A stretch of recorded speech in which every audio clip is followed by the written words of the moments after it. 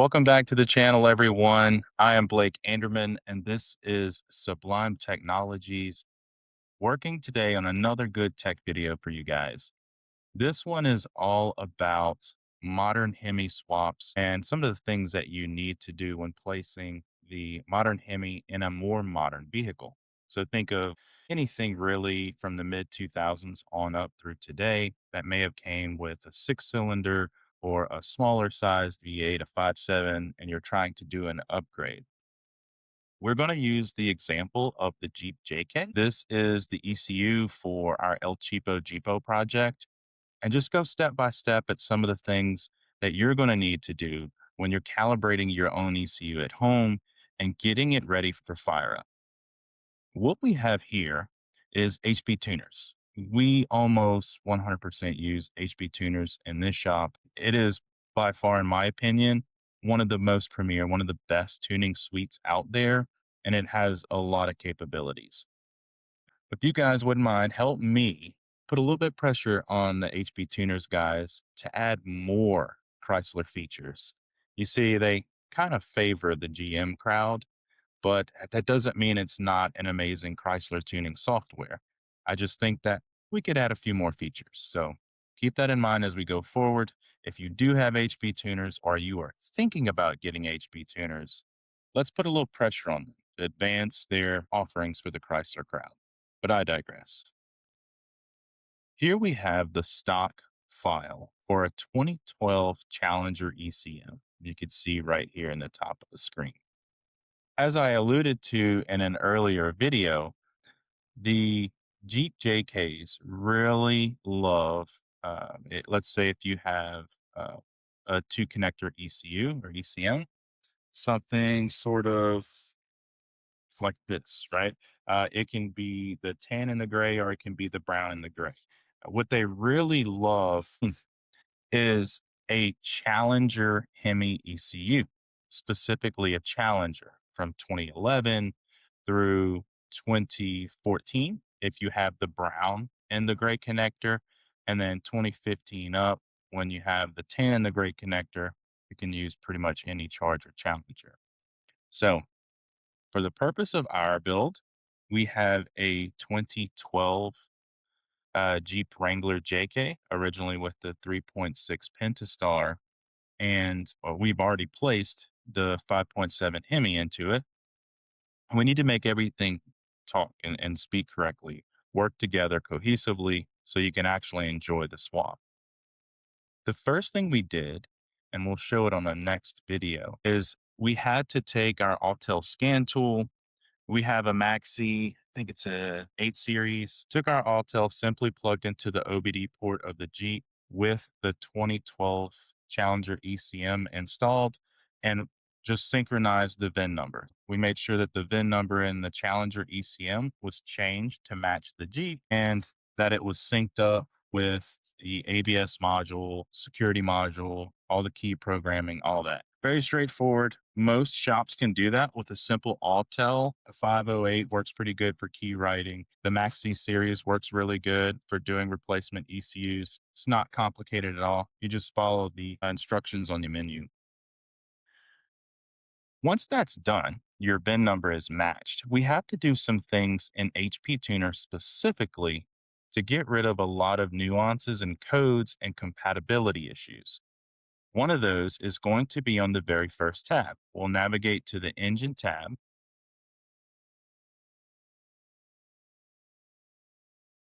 And in the Engine tab, you'll see a bunch of sub-tabs or subsections. Simply go to General, and right here, this is something that we need to look at. This ECU is, we're doing it from scratch, and I just want to show you how everything works. Immediately, you'll see 3 areas where the engine displacement is put. Now, for the case of us going into a 3.6 vehicle originally, if we want ABS to communicate properly with this new V8 ECM, we have to change one cell, and it has to be what the original vehicle was so that it doesn't throw any compatibility issues. Right here in the 3rd cell, we're going to put this to 3.6, which is the original displacement of the Jeep. This is something you'll have to do with any more modern Hemi swap. Let's say if you're putting a 6.1 into an original 5.7 car, just like we did the 300C. Right here, you would put 5.7 liter, as that was original to the car, and you'll leave these two displacements to the correct size of the engine. If you don't do it that way, you'll get an error code, most likely U140E, or I think it's U440, which is a calibration mismatch, a calibration identity mismatch. Those error codes will prevent the transmission from shifting. It'll go in the limp mode and a whole bunch of things that'll just drive you wild. Key takeaway here is only the last cell. Replace it to the original displacement size of the vehicle. It's very important. Moving on from there, another big takeaway is to go over to the transmission tab. You can set the correct transmission. In here, it does have a nag one, which is original to the 2012 Jeep, so we can leave that alone. You can go in and go through manual transmission settings if you're doing a manual swap by simply going over to this tab here. Lots of options. Again, HP Tuner's great software. Following up on this, let's now go over to Engine Diag. Engine Diag is going to be a place where you really are going to condition your check engine lights in the DTC tab. You can go here and we can rule out some very specific things that are non-applicable. What I mean by that, it's the JK may not have certain things, or you might have some things that you need to condition out based on camshaft selection, all those things. I'm going to go through here and just take a look at what we have. EGR. In a lot of your more modern engines, anything Eagle and newer, it won't have the EGR on the 5.7 liter. The older stuff really does. So you see those codes are, conditioned out. They don't exist. But if you do have an older engine that you need to turn those off because the vehicle never had them, here's the type of stuff that you would address compatibility issues. You can go through fan settings, cold start, air condition signals, stuff like that. Really not much here that you need to touch. You can adjust body control module error codes, those things. It's really up to you. In my particular case of the 2012 Wrangler, I'm leaving everything pretty much bone stock here. Misfire, you can actually go in here and set misfire sensitivity. So if you're doing a camshaft swap and you want it to be a little desensitized on picking up misfires because you have a really aggressive camshaft, this would be a good area to do that. You can go into the sensitivity settings. You could do weighted. There's a lot of things that you can do here. That's a whole nother video. Right? Um, Here's some fault codes. You could really knock things down right here. Again, another video. Moving on, let's go to your fuel system. In your fuel system, you can actually correct from a Challenger fuel tank size to the Jeep fuel tank size. Right here, what that will actually do is allow you to calibrate DTE, distance till empty, and have that fully functional.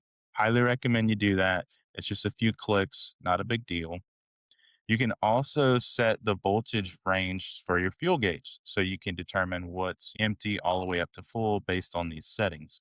I would again replace these values with the original values from your Jeep V6 ECM, which brings me to another point. When you're doing this swap, I highly recommend you take your V6 computer, scan it, and bring it into HB Tuners. That way you can reference it for any of these little things that are going to give you the good creature comforts and sync everything up. It's pretty important. Finally, this is going to be one thing that's going to probably drive you absolutely nuts.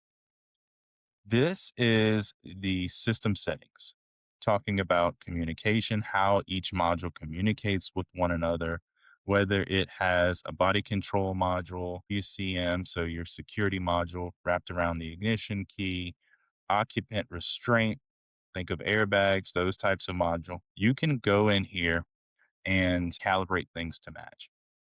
With the JK, it does have ignition start over the CAN bus network, so we will leave that enabled. Body control module is disabled. You don't really need to have that. And we can do a comparison so that we are sure that we get these settings correctly. I'll show you how to do that right now. You go to the compare file tab. Here's our stock Jeep ECM. We're going to open it. And right here, the things that are highlighted in green show you a discontinuity in which it doesn't match.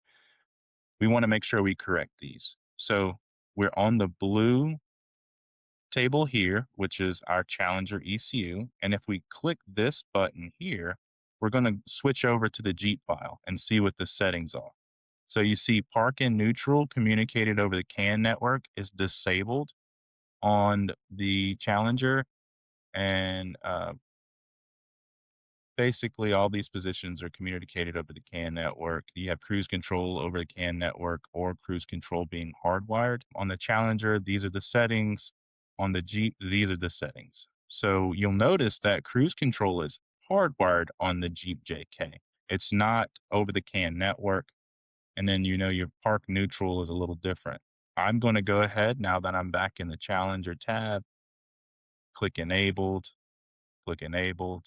I'm going to go disabled on CAN bus cruise control, enabled on hardwired cruise control. These are the type of things that are going to prevent you from having to buy all these extra modules and systems for your Jeep swap. All you have to do is make it match. You don't have to buy an aftermarket cruise control system for this type of stuff. Just make it match. Don't spend the money, save yourself some time and energy, and make it all factory. Highly recommend. Okay, that is good. Let's go over to the fans now. Very important. In the fans, you'll see that the set point temperatures are pretty different. But the main thing that you're going to be concerned with here is going to be the fan type. In JK Wranglers from 2007 to 2011, they were just standard relay style fans, much like this Challenger was. You can see a 3-speed relay setup. Two relays that act together. You have a high speed relay, a low speed relay, and then there's the way it's wired up. You can actually pass through both for a difference in voltage and get a different speed.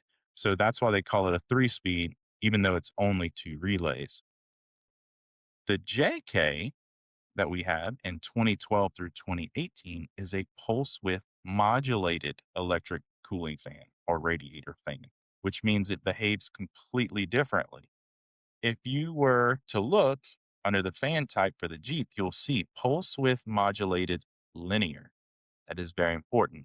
If you do not change this setting in your tune, what happens is the relays, the relay and the JK will get triggered, but it'll never ramp up to full speed. It'll run partially and your engine will overheat and, cause all types of misery. Ask me how I know. This is important. Let's go ahead in our calibration and change this to pulse width modulated linear. From there, I actually like to go in and bump these temperatures way down. I'll, say with the air conditioner off, I want this now to come on at 185. I might do a 195 here.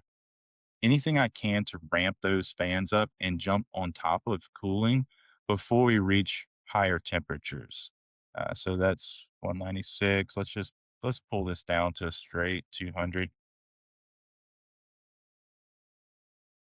And then I would do the same for all of these tables here.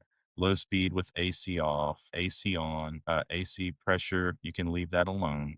And transmission temp, you can bump that down a little bit. It'll just help keep your trans a little bit cooler, but it's not totally necessary.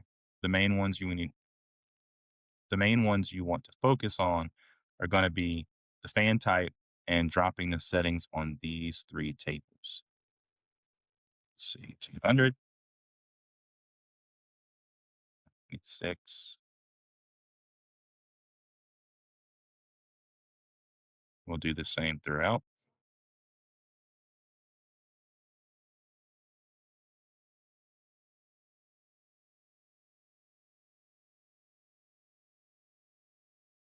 Okay, everything is looking pretty good. You'll see all-wheel drive is disabled because in this particular case, we have a manual transfer case. Not a huge deal. We're going to leave that disabled. General, this one right here, you don't want to touch. When you go under general, it's intuitive to think that I need to change this to a JKG. If you do that, you will be introducing a calibration mismatch error code into your swap. Don't do it. Leave it alone, as well as everything else here. Just leave it alone. We're going to be utilizing skim. Not a big deal. The Jeep has a skim module. It has security key. Everything will act like factory.